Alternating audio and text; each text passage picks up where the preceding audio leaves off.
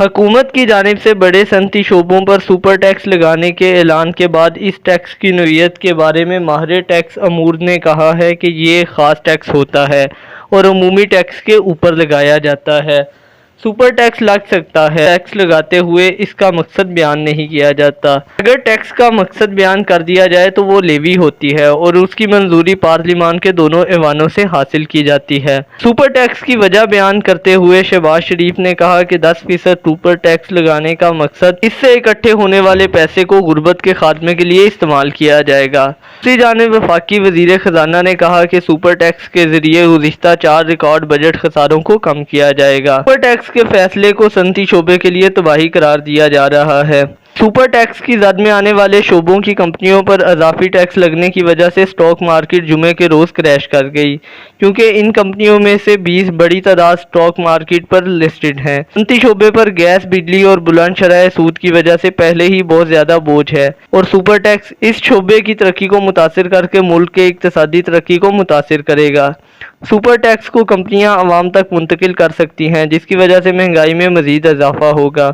یہ ٹیکس حالات کو دیکھ کر لگایا جاتا ہے اور ایمرجنسی کی صورت میں کوئی بھی حکومت ہنگامی اقدامات کے تحت اسے عائد کر سکتی ہے۔ اس ٹیکس کا مقصد یہی ہے کہ زیادہ پیسے اکٹھے کیے جائیں، لیکن اس ٹیکس کے ذریعے پہلے سے ٹیکس ادا کرنے والے شعبوں پر مزید بوجھ ڈال دیا گیا ہے۔ اگر زیادہ پیسے اکٹھے کرنے ہیں تو اس کے دوسرے بھی طریقے ہیں، جس میں بجٹ میں دی جانے والی ٹیکس چھوٹ کو ختم کیا جائے۔ اس کے ساتھ غیر ترقیاتی اخراجات میں کمی لائی جا سکے۔ زرعی ٹیکس اور ہول سیلز اور ٹریڈرز کے شعبوں کو ٹیکس نیٹ میں لایا جانا چاہیے، لیکن حکومت نے پہلے سے زیادہ ٹیکس دینے والے شعبوں پر ہی زیادہ ٹیکس ڈال دیا ہے۔ حکومت نے کہا ہے کہ یہ ون ٹائم ٹیکس ہے، یعنی ایک ہی مرتبہ نافذ ہوگا۔ سپر ٹیکس کی ادائیگی کی وضاحت کرتے ہوئے بتایا کہ پاکستان میں بینک 31 دسمبر کو اپنے اکاؤنٹس بند کر دیتے ہیں، یعنی جب بینکوں نے 31 دسمبر 2021 کو اپنے اکاؤنٹس بند کر دیے تو انہیں 30 ستمبر 2022 تک اپنے ریٹرن فائل کرنے ہیں اور ان ریٹرنز میں انہیں یہ ٹیکس ادا کر کے دیکھنا ہے، یعنی جب بھی وہ اس سال کو کلوز کر رہے تو اس وقت یہ ٹیکس نہیں تھا، تاہم اب جب 6 مہینے بعد یہ ٹیکس لگا ہے تو انہیں اپنے منافع میں سے یہ ٹیکس ادا کرنا ہوگا اور ریٹرن میں دکھانا ضروری سمجھا جائے گا۔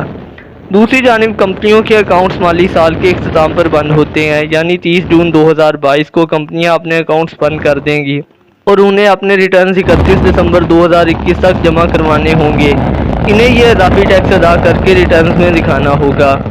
حکومت کی جانب سے کہا گیا ہے کہ یہ ون ٹائم ٹیکس ہے، تاہم اس کے بارے میں کچھ یقین سے نہیں کہا جا سکتا کہ اگلے سال حکومت کیا فیصلہ کرتی ہے۔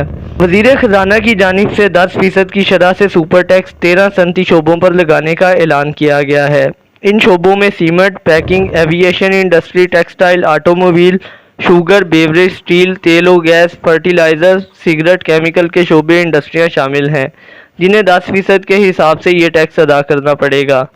پاکستان میں ان شعبوں کے علاوہ دوسرے صنعتی شعبے 4% کے حساب سے ٹیکس ادا کر رہے ہیں اور درجہ بالا پر 4% شرح میں 6% کی شرح سے اضافہ کر دیا گیا ہے۔ اس سے سپر ٹیکس کی صورت میں 10% ٹیکس کی شرح جاری کر دی گئی ہے۔